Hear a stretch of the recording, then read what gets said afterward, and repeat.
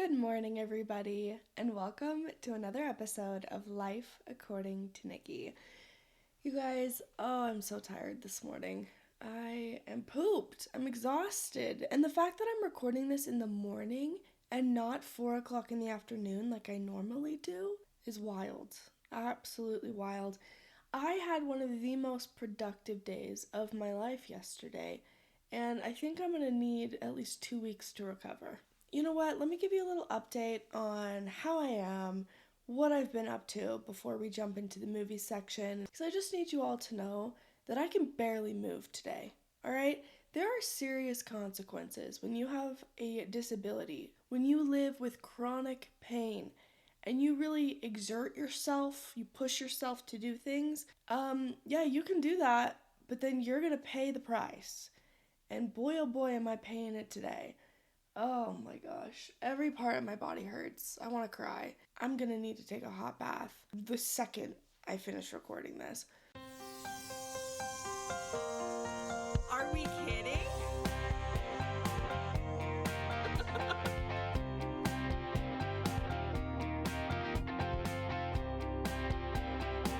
Oh my gosh, I love that. If you listened to my Zeroing In with Spiritual Aim episode, you will know a little bit more of the backstory about Australia. But if you did not listen to that or to the last episode before that, surprise! I'm moving to Australia. It's very exciting. I should sound more excited than I am right now.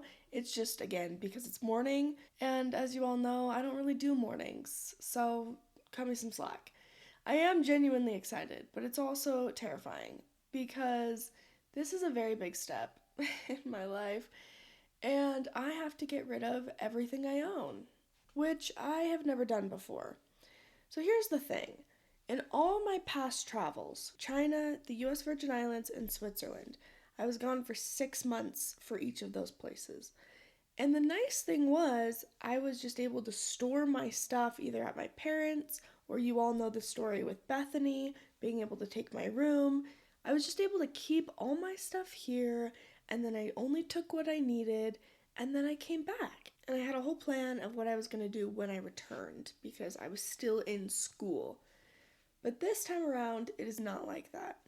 This time, I am selling everything I own, and I'm literally starting from scratch. It's terrifying, it's so scary, but it's also kind of liberating in a way to just trust God so fully, because if it were up to me, I would not be doing it this way. But I genuinely don't feel like it is fully up to me right now, like I am being instructed.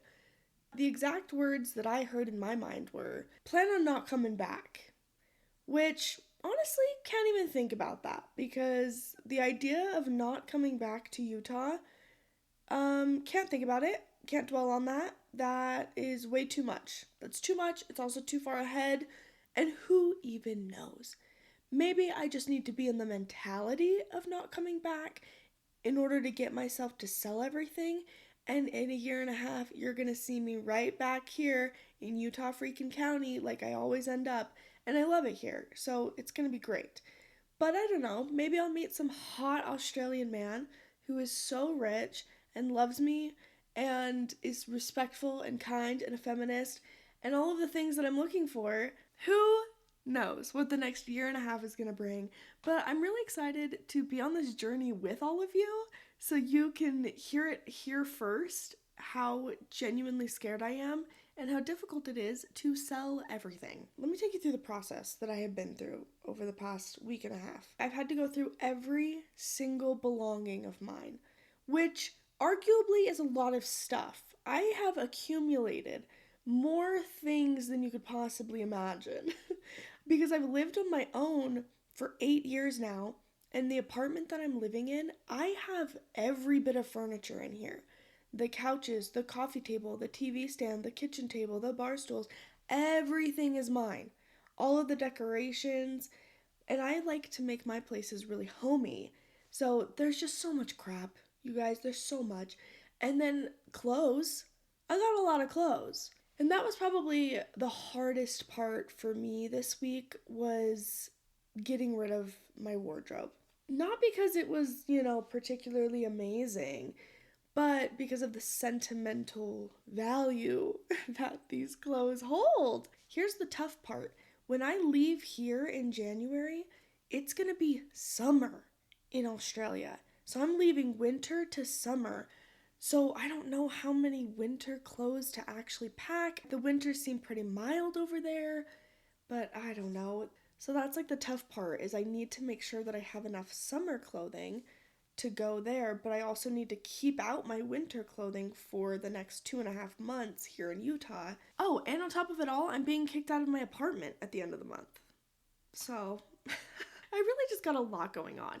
Well, anyways, I was going through my closet and there was quite a few different shirts that I had that I have had since I was 16 years old. Like, I have been wearing these for that many years, which, really quick shout out to my metabolism because I eat terribly.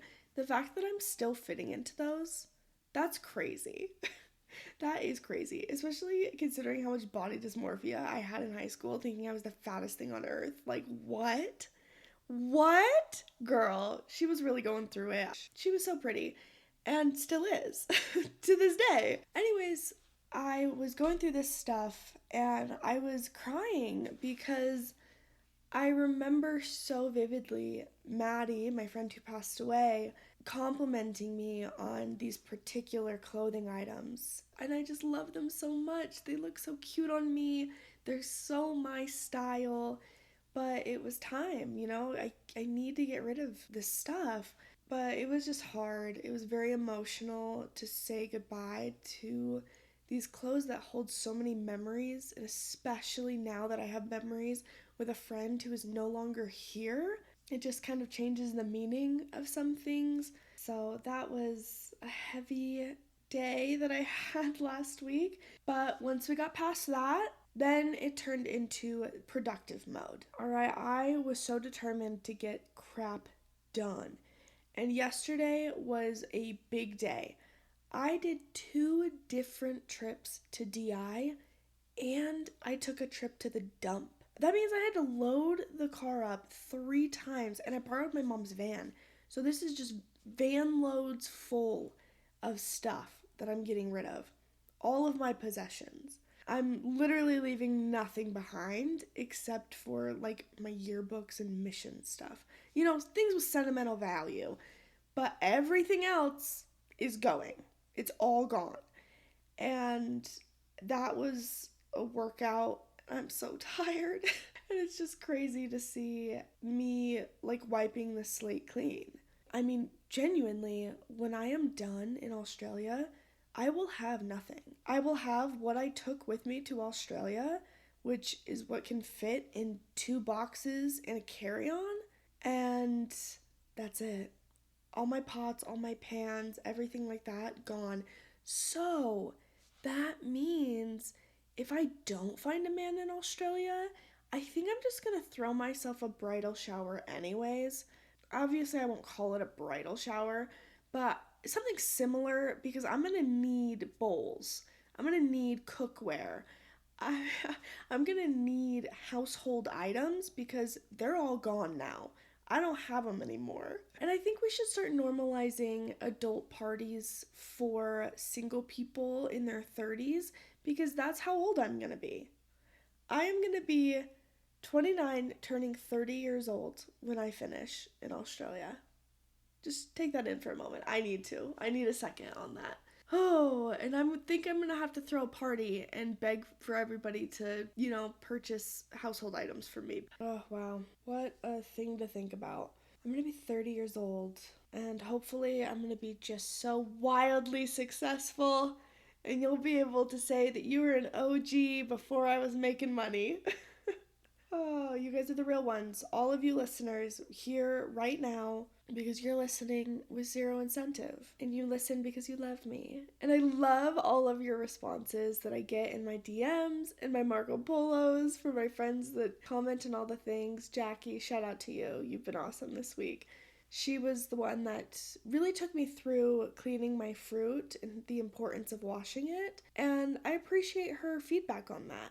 So I will be, washing the fruit with dish soap because we concluded that that was going to be the best soap to use because she did make me feel like it was important. So thank you to Jackie for that. Okay, are we ready to move on? Are we ready to get to the movie commentary TV section? Yeah, I think so. Oh my gosh, I just opened my app to see what I've been watching, and it was a picture for that new Smile movie. That was a jump scare.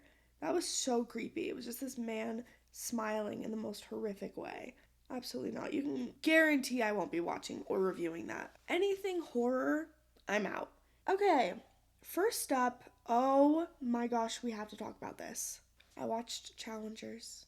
I did. I watched it. Judge me all you want, but I watched Challengers. Guys, that movie sucked. What are we talking about? What do you mean that was a good movie? No, it wasn't.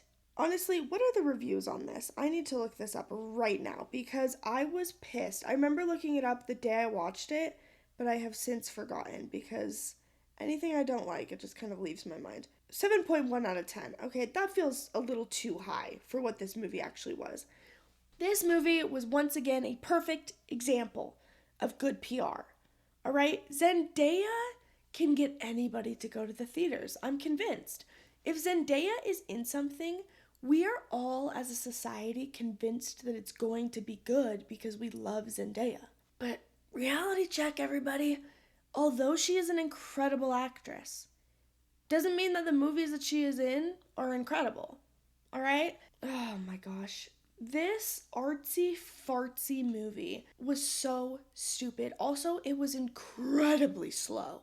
I was just ready to pull the plug, but I stayed true and decided to finish it out because I was like, I have to know how this ends. But the whole plot was so boring. Don't watch it. Guys, I'm going to just spoil it right now. Don't watch this movie. It is a waste of your time. You have the two tennis guys. You have Zendaya. They're all tennis pros or whatever. And it does so many flashbacks that it's disorienting. I'm all for a flashback. I love a time travel movie. We know this. But they did way too many and in such a weird order. I mean, you're present day for 1 second. Then boom, you flash back to like 8 years later. Then you're back to present day watching this tennis match. Then you flash back to 12 years later. Then you flash back to present day to this tennis match. Then it's 3 years ago. Then it's 1 year ago. Then it's yesterday. What the heck are we doing? It was so artsy that we got lost. You know what I mean? It's like when you mix too many colors and it just turns out brown. That's what this movie was. They were trying to really do so many creative things that we got lost in it, that it didn't make sense to me as a viewer. I was confused, I was bored, and don't even get me freaking started on the last scenes of this movie where they're in this tennis match. You get this backstory of the feud or rivalry between these two male tennis players and Zendaya's involvement in that. I mean, obviously, from the trailer, you know that they were both into her, and then she ends up choosing one of them. Oh gosh. They just don't have a loving relationship. Zendaya's character is very unlikable, and you feel really bad for her spouse. At least I did. I was like, this poor man being stuck with this woman who he truly loves. She doesn't give two craps about him. And you have this other guy. It was dumb. You know what? I don't even want to explain the plot because it's not worth it. It's just so stupid. Well, anyways, you're in present day. You're watching this tennis match. And they would attach a camera to the tennis ball, like a freaking GoPro is what it felt like. So you're like bouncing with the tennis ball with your view. And then they did like these underground shots. I don't know who was directing this, but it was a no. I see that you were trying to do something, and I think you did it terribly and unsuccessfully. And I'm sorry to say. There was like this view where you are underneath the tennis court, and then you see the ball like bouncing. Oh my gosh, it was so stupid. And the amount of sweating, it was just these close-up shots of sweat slowly dripping off these men's faces. It was disgusting. I hated it. And they held those shots for so long. There was just so many aerial shots, drone shots, weird things happening with the camera. And ultimately, it was boring in the end. The plot was dumb. The ethics were so skewed in that movie that I didn't have anybody that I was rooting for. And then I get on freaking IMDb to see what everybody else thought. I feel like most people were in the same boat as me, as like, okay, it was just a swing and a miss, but you all are acting like it was a freaking home run just because it has Zendaya in it. I feel tricked, I feel hoodwinked, and I feel upset about the whole thing. But most importantly, I feel like you shouldn't watch it. Sorry, I had one more thought about the IMDb thing. The people that were saying it was like this deeply emotional, let me find like a good review. Oh, this one. This says, tennis is a metaphor and very well done. Captivating love triangle. No, it wasn't. That's not true. Everything in the world is about tennis except for tennis. Tennis is about sex. No, it's not. The rest of them are like 6 out of 10. Not a grand slam. Yeah, I agree with that. This says 9 out of 10. Challengers feels like an extremely modern film. It's very playful and, dare I say, sporty in the execution of humor. Who wrote that? What pretentious person wrote that? No, I completely disagree with that. I don't feel like tennis is a metaphor. I don't feel like there was some deeper thing. I feel like they were trying to do that, but I didn't get that as a viewer. If I were to draw something somewhat resembling a fish in the ocean, and I explain to you my vision, like, so you see here, like, these are the waves, this is the fish, and I like point everything out for you, you could be like, okay, I could see what you were going for, but at the end of the day, when you step back, you're gonna be like, but babe, you aren't an artist. That looks terrible. Like, I see what you were trying to do. I understand. You explain the vision. It somewhat, in some way, resembles a fish in the ocean. But, babe, maybe put down the paintbrush because this is not what you're good at. That's what you would say to me. And that's what I want to say to this film. Oh, I saw what you were going for. You just really sucked in your execution. Let's see. I need a bad review. 2 out of 10. What an absolute bore of a film. Yes. I really do not understand the reviews here. I'm just going to attribute it to Zendaya fans. That's it. A ridiculous, disjointed film, entirely based on the egos of 3 people who have very broken relationships with each other. Now this is a review I can get behind. Let's see what else it says. 15 minutes before the end of the film, I dozed off. Same. Why? Because I really don't give a shot about their ridiculous drama about sleeping with each other and then screaming and being just bullying to each other for little reason. The last scene with the ridiculous slow motion was very annoying. You guys see, I'm not the only one that feels this way. The film seems to think of itself as a high-octane action movie, but it's a sleep-inducing hypnosis movie with pointless drama. Wow, can me and this reviewer be best friends? This is exactly what I thought about it. If the movie just showed Zendaya magically vanishing in the movie, I wouldn't care at all, as in I wasn't invested at all. Really wished I didn't see IMDb reviews and then go see this movie. Without those reviews, I might not have seen it at all. And then another one says, only works for Zendaya fans. Hard movie to follow. Yeah, everybody who freaking just lied to my face or made it seem so good on social media, you know what? How do you sleep at night knowing that you are promoting such stupid films? Ugh! It literally makes me so mad. So let me be the voice of reason. On my scale, I'm going to give Challengers a 3 out of 10. It was so dumb. For the public, I'm really not going to go that high. I'm going to do 5 out of 10. An indifferent 5 out of 10. Because there are some huge Zendaya fans out there, okay? But ultimately, should we be going to see 5 out of 10 movies? No. No, spend your time in other places, please. Please, don't waste the time I did. Don't. Wow, okay, let me cool down for a second, and then we'll talk about our next one. Okay, I watched Killer Heat, also on Amazon Prime. Also stupid. This one looked so interesting from the trailer, okay? It has some big names in it. You've got Shailene Woodley. Man, people really love her, but I am just not her biggest fan. I mean, she's fine, But the reason I turned it on is because it has Richard Madden in it, who plays the prince in the live action Cinderella. He's also in a lot of other things. But oh my gosh, this man is so gorgeous. And then it also had, who was another big actor in this? Joseph Gordon-Levitt.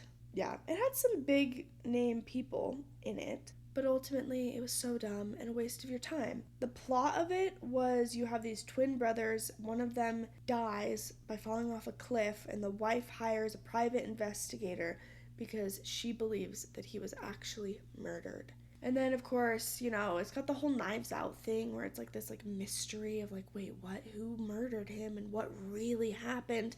But the payout in the end for what really happened was not enough. And the whole thing was slow, a bit boring. I had to, at one point, skip a little bit because I was so bored. It got a 5.6 on IMDb. You know what? I'm going to give it the same rankings as Challengers, but I have less anger towards it, okay? I said the whole Challengers thing with chest, alright? That I meant. When I said a 3 out of 10, I meant it with anger. This 3 out of 10 is said with indifference, okay? 3 out of 10, 5 out of 10 for the public scale. It's just not worth it. It was dumb. Killer Heat, gonna be a pass. Now, I didn't watch this recently, but since I did just bring up Richard Madden, I do feel the need to talk about the TV series that he was a part of called The Bodyguard. That was also a waste of my time. I was in it for the beginning. I did watch the entire thing, okay? But it was stupid. And I felt like they had great potential and then they lost it. So, in my opinion, although he is hot, trust me, I know, it's not worth watching, alright? Just go rewatch the Cinderella live action if you really want to see Richard Madden. My rating of The Bodyguard is gonna be a 5 out of 10 on my scale, and I'll give it a 6 out of 10 on everybody else's, but I still don't think you should watch it. Next up, I watched a movie called Didi, which is spelled D-I-D-I. It's on Peacock, and it's a very indie film.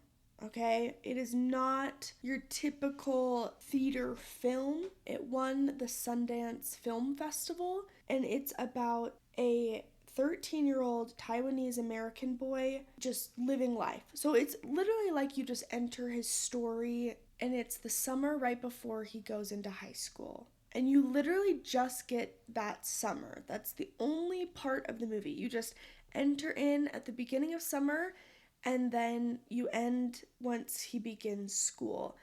And it was so difficult to watch because it was so realistic.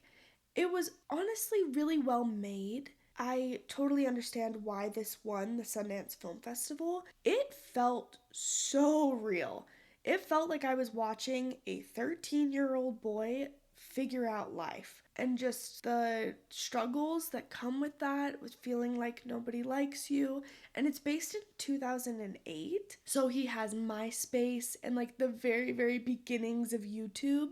And then you also have the added element of him being in this immigrant home with his mother that speaks Chinese. He lives with his grandma as well. It's also just as much of a story about his mother as it is about him. And I'm just warning you right now, it was sad. It was really heartbreaking. He is not nice to his mom. It was kind of hard to watch, if I'm being so honest about it. It's a good coming of age, but the problem was there was no resolve in the end. You don't see him evolve into, this more mature person or really reach some sort of happiness. It's just, nope, this is what he's going through. This is what it's like to be 13 in this type of environment and in his dynamics with his family, and then it ends. So for that reason, I don't recommend this movie. I don't think it's for everyone. If you're a big film buff, then yeah, but I think that's quite rare. I enjoyed it. I'm going to give it a 6.5 out of 10 on my scale. I don't want to watch it again, but it was so realistic. The stylistic choices of the lack of music throughout the film, I found very interesting. I felt like the acting was very authentic. I liked that they cast a teenager as a teenager, so it made it feel even more real. But it was sad. It was ultimately so sad just to see this 13-year-old going through it and just having the struggle with his friends and being mean to his mom. That was hard to watch. So for everybody else, I'd probably give it like a 4 out of 10. I think a lot of people would be a little bit bored with this movie. So ultimately, Dee Dee, it's the type of movie I like, but I don't recommend it to you. Last up, we have Heartstopper Season 3, but I'm actually not going to talk about it. Not right now, at least, because, guys, I'm so pumped. I have a guest that's coming on, my friend Jess from the UK. They have an incredible accent, so get ready. We are going to talk about Heartstopper together. And they also work at, drumroll please, Oxford University. Doesn't that just sound so posh and like cool? Yeah, we're gonna hear all about it and I'm super excited. So get ready for that. That should be coming soon in the next, hopefully, few weeks once we schedule with the time difference. We're gonna do that interview. We're gonna discuss Heartstopper and we're gonna talk all things Switzerland and being a librarian for one of the top universities in the world. Guys, I just have the coolest friends, do I not? I totally do. All right, it is now time to move on to the thoughts on my mind and the notes on my phone. First up, we have cup stacking in elementary school and the RADkids program are things that every child should experience. If you have no idea what I'm talking about, I feel sorry for you. I really genuinely do. In elementary school, there came out a new sport. At least that's what we called it. They counted it as exercise. We were doing it in PE. And it was cup stacking. Now, these are not just ordinary cups. They're not your just solo red cups that you get from the grocery store. No. These are hard plastic. Holes on the bottom of the cup.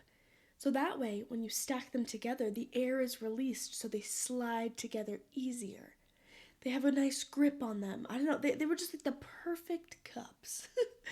But you would assemble them in different ways. Honestly, just go look up a YouTube video of like a cup stacking competition.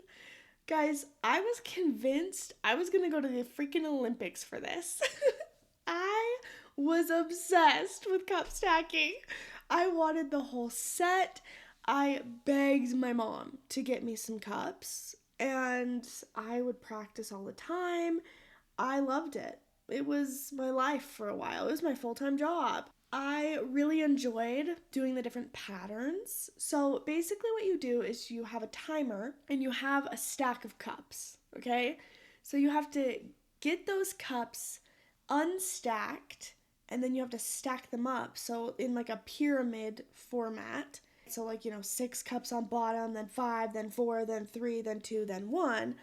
And then there's this technique of sliding the cups down. It's so satisfying. It's like freaking ASMR to me. You get the cup on the top of the pyramid and then you slide it down the side and like it just gradually grabs every single cup in its path. It's like doom, doom, doom, doom, doom. And then you do the other side, do, do, do, do, do. And then you get your cup piles and you like stack them on top of each other and you're like boom, boom, boom, boom. And then boom, you're done. And you stop the timer. This probably made no sense if you have zero context to this, but I'm going to post a video of a cup stacking video on Instagram, but I do recommend just YouTubing a competition because it is insane how quickly these kids can stack these cups. We had an entire unit in PE of cup stacking, and it's really good for your dexterity and for your brain and for your motor skills, and I loved it. And I think I also liked it so much because it was just me standing at a table. Like, I wasn't having to run around and play dodgeball or, heaven forbid, take the pacer test. I mean, this is my kind of sport. Give me some cups and a table and a timer. Yes. It spoke to me. I wonder if maybe that's how sports people feel like when they kick a soccer ball or when they throw a football or whatever. And they're like, yeah, like this, my body likes to do this. That's how I felt about cup stacking. My body loved it. and I was in it for the competition. I'm not a very competitive person when it comes to sports, but cup stacking, you could catch me with the most elite. I was really up there in my ranking in my elementary school class. I was in top 3 always because I practiced at home. I was not a casual stacker. I really thought I was going to go professional at the fine age of 9 years old. I'm a little rusty, but if you have some good quality cups, I could show you my skills. Oh man, what a great time. And the RADkids program. Did you guys do that? Oh, I loved RADkids. It was a self-defense program for children. I think it was 3rd grade when we did it. 2nd or 3rd grade sounds about right. I actually think it's really great for kids to learn self-defense. We would have training on things that we can do. I remember our stance that we had to get into. All right, so you would have your legs in a lunge. You would jump into a lunge and you would put your hands up in front of your face, palm out, and you would say, "Stop, you're not my mom." I mean, how great is that? Stranger danger. Yes. Yes, I am all for kids jumping into a lunge, hands out, saying, "Stop, you're not my mom." I love that. I think it protected each and every one of us. And just knowing that I had that in my back pocket, that if some stranger walked up to me and offered me candy, I would get in my stance, scream at the top of my lungs, "Stop, you're not my mom." And I also had some self-defense maneuvers in my back pocket as well. All right, we had the underhand hammers. Imagine this, okay? You got fists by your face, okay? Elbows bent. And you simply put your fist down very quickly, and swing it behind you. That's going to be a low hammer. Then you have high hammers, which of course is punching. But you go up and then bang it down like you would for a hammer, right? Like that motion of it.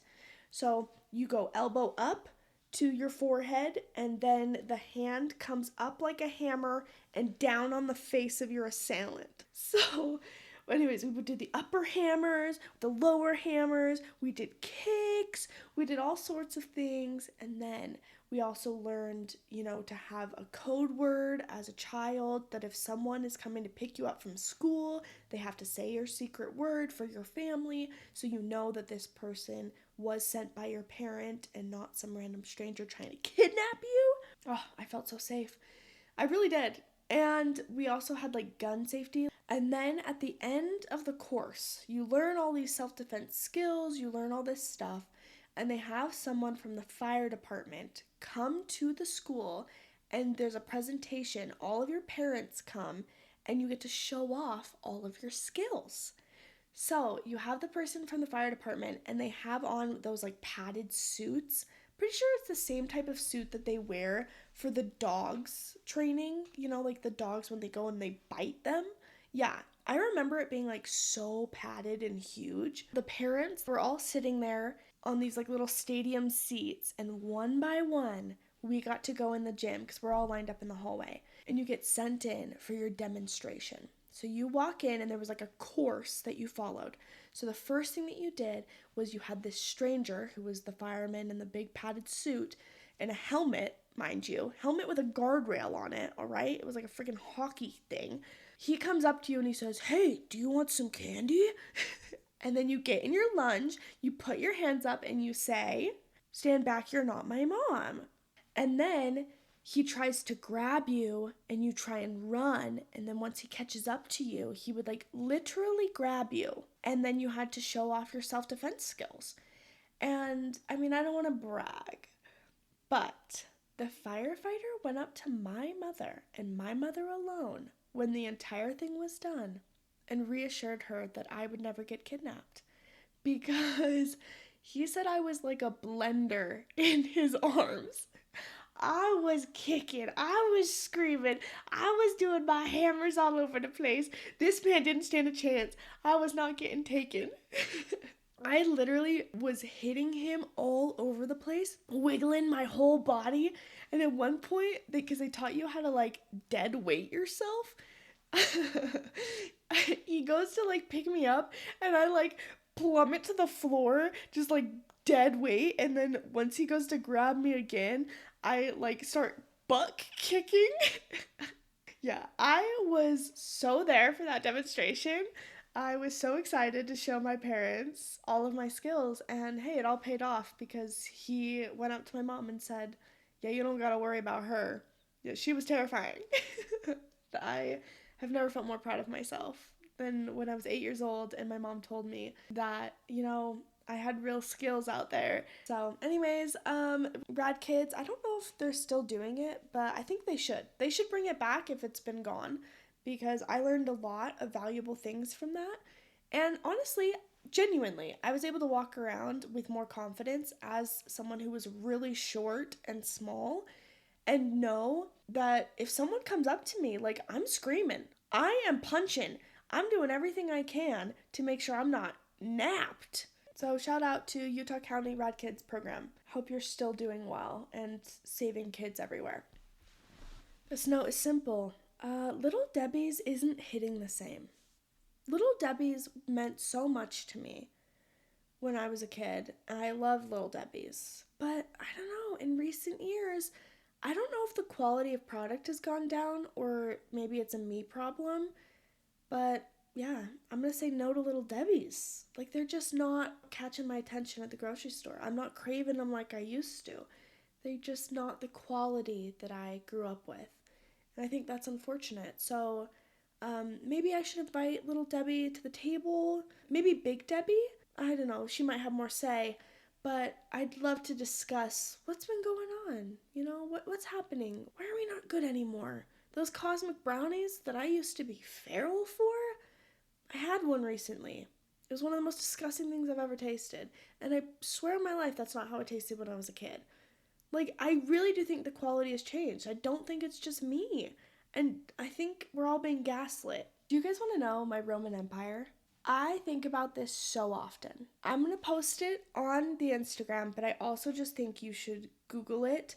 Just YouTube this video. All right, here's the title of the video. Student defends driving Barbie Jeep after DWI. Okay, there was this news article 9 years ago. I remember this so vividly, and I have watched it so many times since. I just think it's so iconic what this girl did. So she got a DWI, which is driving while intoxicated, all right? And they took away her license, which makes sense. But homegirl is as lazy as can be and didn't want to walk around her college campus and walk to class, which honestly, I get that. So what does she do? She remembered that back when she was growing up, she had a Barbie Jeep. Like the little kid ones that you sit in and you drive around? Yeah. So she bought a Barbie Jeep and started driving it around campus. And it's so funny because it'll show her like parking in a parking spot. And she will just drive it everywhere. And I think it's absolutely genius. It has the bunny rabbit speed and it gets up to like 5 miles an hour. And it just has her like leg hanging out the side because she's a grown adult in this child Barbie Jeep. But then her friends started buying them as well. And it just became this like trend on that college campus of people driving around in these little kid Jeeps. Oh, I love it so much. She was just solving a problem. And she even says in the interview, she's like, I'm not trying to like make light of the fact that I got a DWI, but I don't want to walk around campus. And for that, I got mad respect for this girl. And the whole article on Inside Edition was just so funny to me that I remember it years later. I would do something like that. I think that's why I love it so much. It's like a 2-minute news article. It's really not that long. But I remember it 9 years later, and it is my Roman Empire. Or at least one of my Roman empires, because obviously I have a lot. As you all know, I'm a big fan of the Bad broadcast, and it is my dream to one day have Maddie Murphy on this podcast, or even better, have me on hers. Oh, wouldn't that be incredible? But, my emails and DMs have not been responded to, which I get it. But if any of you know her, maybe put my name in her ear. But she has this segment that she does called the Dum Dum Club. And I would like to just tell you of my personal submission this week. I didn't actually submit it on the Google Doc, but I'm just going to tell you all here right now. Here was my dum dum moment. I did not realize or know that New York, New Hampshire, all of those things are named after places in England, which is why it's called New England. Guys, I know this is gonna hurt some of you. You're gonna groan and you're gonna go, oh, Nikki. No, I get it. But I think sometimes being honest about how dumb I am hopefully will validate the other dummies out there, okay? I was having a conversation with my friend Jamie, and we were talking about New England, because someone was saying that they were from New England, whatever. And I was like, I don't understand why it's called New England. Why are we calling it that? Why? And she goes, well, because, when the immigrants came from Hampshire and from York and from all these places, then they called it New York and New Hampshire. And I honestly was just shocked in that moment. New, as in brand new, York. Renaming it from England. I don't know why that's never clicked for me. Probably because I had a public school education. What? That's why it's called New England? Because it's the new version of England? Wow.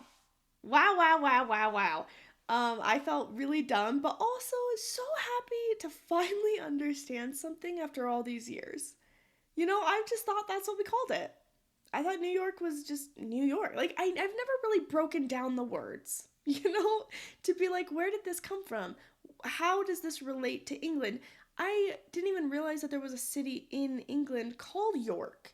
But now, of course, that makes sense. So anyways, discovered that this week, felt like a dum-dum, and thought I'd share it with all of you. Okay, this is a product endorsement. But again, I'm not sponsored. Way back when I had my friend Kiana on the pod, unfortunately this part got cut out and I forgot to mention it in all of the weeks since. There are these earbuds called Loop earbuds, Loop. And Kiana, who has ADHD, she loves these and she told me they're amazing for when she gets like overstimulated with her kids crying or just like too much noise at a concert or just different things. So they're earplugs, but they allow you to still hear sound, but they kind of like lessen everything. So I just thought I would at least throw that out there for those of you that get overstimulated with too much noise. Ladies, when your kids crying a ton, you can put in those Loop earbuds. You can still hear them crying, obviously, but like it's not going to be just so loud in your ear, so you can have a second to like take a breath and be able to think straight, especially if you have like a colicky baby. I thought I would at least throw that out there. So that is a recommendation from Kiana, who uses them almost every day. Loop earbuds on Amazon. You're welcome. Guys, did you know teeth tattoos are a thing now? Look this up. Again, there will be pictures on Instagram. But teeth tattoos. I was having a conversation with some friends and we were discussing teeth tattoos, and I had never heard of this because one of their moms was wanting to get one, and I was like, what are you talking about, a tooth tattoo? Like, what is this? Totally a thing. Guys, look these up. I really like the ones that are like flowers. Those are like really cute, and they can go on like your back molars. I mean, I guess technically they can go on your front teeth, but her mom was wanting one on her back molar on the inside, so it would really only be seen if she opened her mouth and said, ah, but she just wanted one. And I thought, wow. I mean, obviously teeth jewelry and stuff has been around for a hot second, but teeth tattoos, I just thought it was wild. I don't know, what are your guys' thoughts on teeth tattoos? Would it be as painful? I can't do anything involving my mouth because I already have so much trauma there. I think actually this is where we'll end. Let me take you through my teeth trauma. Really, it all began when I was born. I was born with a very small mouth. I was also born tongue-tied, which I don't know if you know what that is or if you're familiar with it, but I had to get my tongue clipped when I was a baby because I couldn't nurse at all. And it means that I can't really stick my tongue very far out of my mouth. I also can't stick my tongue to the roof of my mouth at the same time that my mouth is open. So if you want to run a quick little test, just open your mouth and then stick your tongue to the roof of your mouth and see how far apart your teeth are. Mine have no space in between. The little like connective tissue from the bottom of your tongue to the tip of your tongue, yeah, mine was too long, so they had to clip that.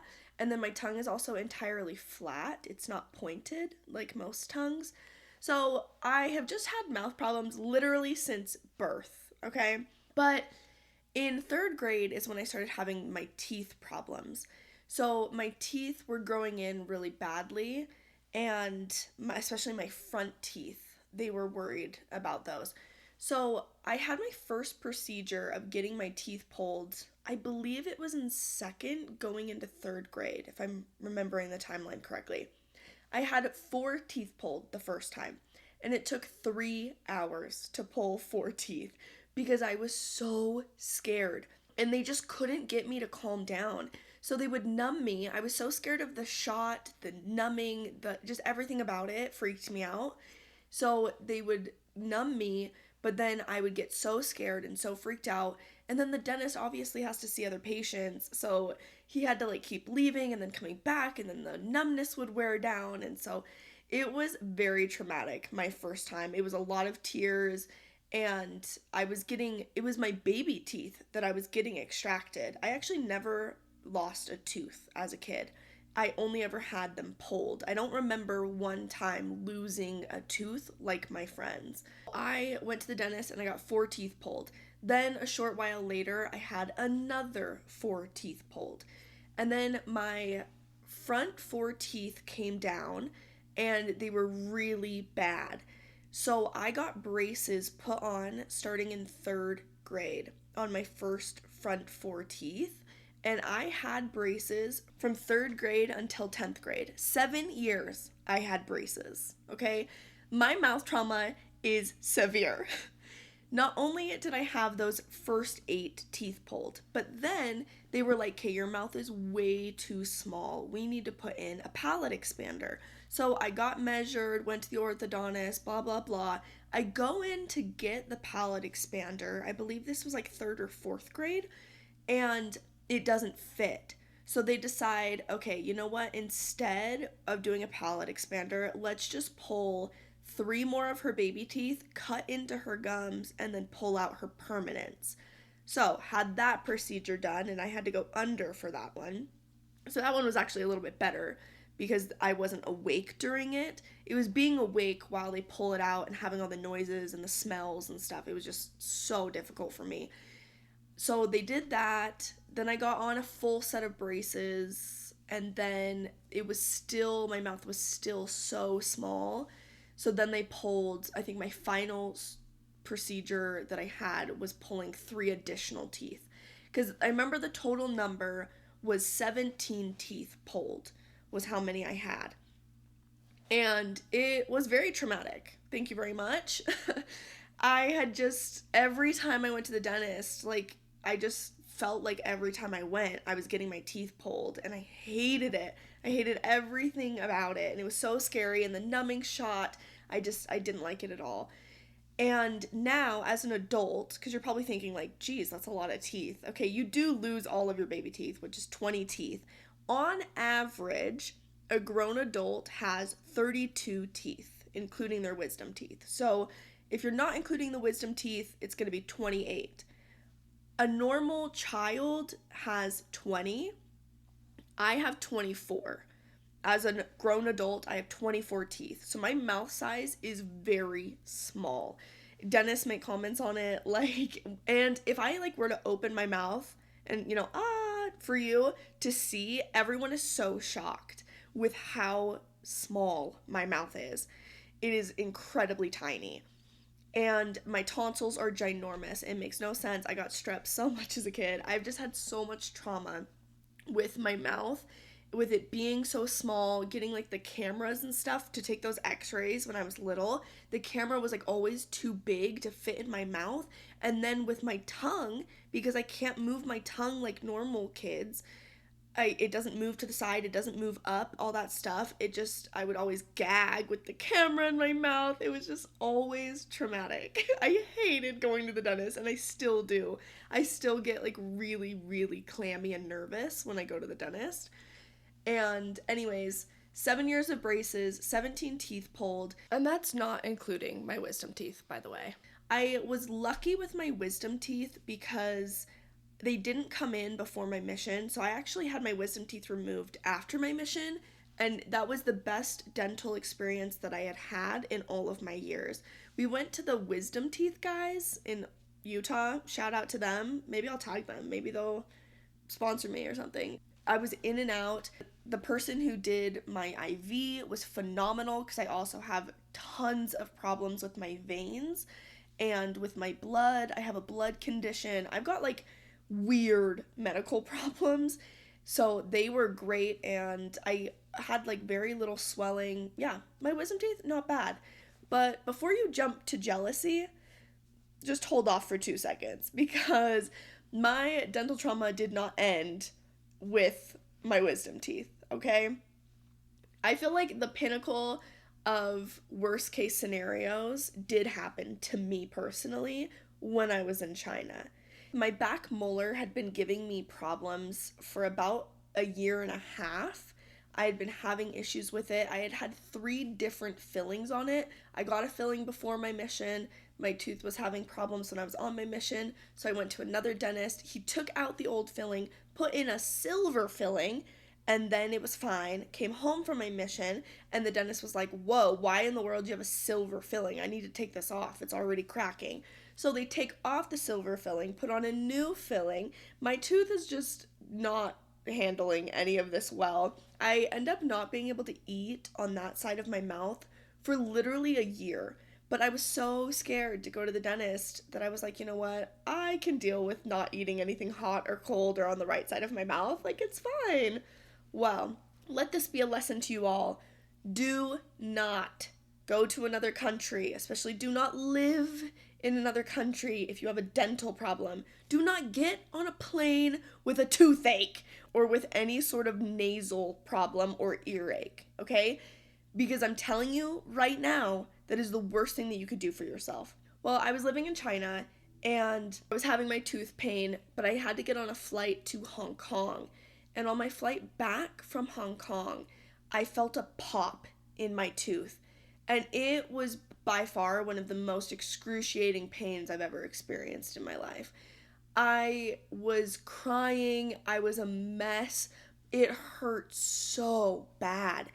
So I get home from Hong Kong. I was crying. I'm so scared because now I know I have to go to the dentist. Like, this is a major problem. But the dentists in China are like 20 years behind dentistry in the United States. Like, they don't really have dentists, or like, it's not the same. It's not the same. They do have dentists, but they don't treat dental work the same. And so I was like, I cannot be going to some foreign dentist here with a language I don't speak. They're going to pull my tooth. And I literally can't afford for them to pull my tooth because I only have like one back molar really to chew my food. Like, I can't have that tooth removed. So I end up contacting my branch president, and he says there is a foreign dentist here in Shanghai. It costs a lot because all of their dentists have to speak English and they cater to foreigners, so they're going to charge way more, but all of the dentists received their education outside of China, so in either the UK or in America. So I was like, all right. Well, I called this dentist because we arrived home on like a Sunday, and I called them on Monday. I'm like bawling. I'm like, please, this is an emergency. Like, I need to get in. And they couldn't get me an appointment until like Wednesday. So I was just in the most pain. I've ever been in. And that's saying something. I mean, I've had 2 back surgeries. I have had spinal surgeries. I have had pain. I deal with chronic pain. But honest to goodness, this mouth pain was the worst I've ever experienced. I think it's because dental pain you can't get away from. Like, at least with my back pain and things, there are mental exercises I can do. There are things I can think about. I can lay down or get in certain positions and like have some sort of relief from my pain. But with dental work, it is not that way. Like, there is nothing that you can do to take away the pain. There's nothing you can hold, and it's just so hard not to think about it because it's like right there, right in your face, right in your brain. Oh my gosh. I feel for anybody who has dental problems, and especially like back in the day before there were dentists, like people were dying because of dental problems, and I know why now. It was so excruciating, and now I have this infection in my gums. Oh, it was awful. But to actually finish the story, I'm gonna grab my roommate because she was there for this, and she was the one that helped me really come to terms with going to the dentist. And yeah, I'm just gonna bring Sam in and we're gonna talk about it. And they can't get me in for 2 days. So for like 2 days, I am a wreck. Like, I am in so much pain. I'm crying all the time. And I am genuinely terrified. Absolutely blinded with terror about going to the dentist. And guys, this is actually where it gets kind of fun. Because my roommate right now, literally sitting here in this room, you can hear her little giggle. This is, I feel like, not how we met, but how we solidified our friendship. Truly. Oh, yeah. There was this beautiful girl named Sam who I met in the branch, which was like a week and a half before. And she happened to be over hanging out for the weekend. So let me introduce you to my now roommate, Samantha Barney. Hello, everybody. I'm so happy to be here. What's funny is I just recorded this whole story, and then I walk out and Sam was like getting ready in the bathroom, and I was like, wait a second, Sam, would you actually like to join me on the pod really quick? I would be honored. Now I'm trying to remember timeline, because we came home, I think, on a Sunday. Yeah. And then you came to hang out with us at our apartment. Mm-hmm. And how far away did you live from us? Ooh, I mean, depending on, like, whether you took a DD, which is kind of like an Uber, or a train, it was probably, like, 45 minutes on the train, and then like, half that on a DD. But it was kind of far. Yeah. Yeah. It was like, a little ways, for sure. It was a decent amount. But you were over hanging out, and I was, like, just going through it. You really were. You were having a tough time, and we're so nervous. Oh, I was like, any time that it got brought up, which obviously is like every 5 minutes because I'm crying from the pain, I would like get emotional, and I was like, Sam, I'm so scared. And you happened to be a dental assistant. Yeah. Before you went to China. Yeah. You were so sweet because you like talked me through it, but I was really, really afraid to like face it alone. Because I was going to have to travel an hour by train to get to this special dentist. And you offered to come with me. To hold my hand like a child. But like, that's what I needed. I was more than happy to be there. I'm like, I had never seen somebody like so scared. Oh my gosh. Yeah, because I've been explaining to them like this past history with like my dental history. Like, truly to me, this was my worst nightmare. This is the worst thing that could have happened to me. I would have rather, like, just cracked my leg or head open and had to go to the hospital rather than go to the dentist. Yeah, absolutely. And even you saying, like, you could see how scared I was. Yeah. I mean, I'm a grown adult, and I was, like, just, like, shaking at the thought of going to the dentist. Yeah, I know, zero judgment, but I'm like, okay, this girl is gonna want some support, and I would be happy to be there. Oh my gosh, you're so sweet. Well, and to me, it's stuff I had seen all the time because I was a dental assistant, so I was helping the doctor with extractions and root canals and crowns, and so I'm like, okay, this is, like, she's got this. We can do this. So you also traveled like an hour by train in the opposite direction. Was it longer than that to get there? No, I think it was probably around an hour. Okay. Yeah. And you held my hand. And would you like to tell the people what happened?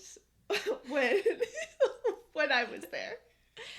Well, the woman dentist was, I think, trying to get you numb, right? But Yeah. you weren't fully numb. Yeah. I thought I was. Yeah. And she goes in, I think to try to start, like, drilling. Yeah, so she drilled the hole.